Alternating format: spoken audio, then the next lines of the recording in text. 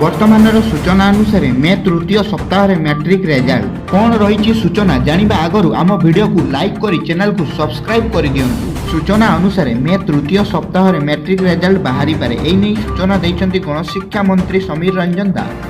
सेहीपरि मे शेष सप्ताह सुधा युक्त 2 परीक्षा फल प्रकाश पाइपे। मे शेष सप्ताह सुधा युक्त 2 विज्ञान और वाणिज्य परीक्षा फल बाहरी पारे बोली श्री दास सूचना देइछन्ति। तेबे खूब शीघ्र एने तारीख घोषणा कराजिबो बोली गणशिक्षा मंत्री समीर रंजन दास सूचना देइछन्ति। सूचना योग्य एथर मूल्यांकन कार्य 13,000 शिक्षक कर्मचारी को नियोजित करा जायतिला। एथि मध्यरु प्राय 12,400 शिक्षक खाता देखुथिले। मैट्रिक रेगुलर एक्स रेगुलर सह एसओएससी और संस्कृत माध्यम परीक्षा मिसी राज्य में 5 लाख अधिक परीक्षार्थी 3,218 सेंटर में एथर परीक्षा देइछन्ति। मंत्री कहिसन्ति जदियो परीक्षा फल तारीख निर्धारित होई नै किंतु खूब शीघ्र तारीख घोषणा कराजिबो। ए दिगरे बोर्ड और माध्यमिक शिक्षा परिषद कार्य करुछन्ति।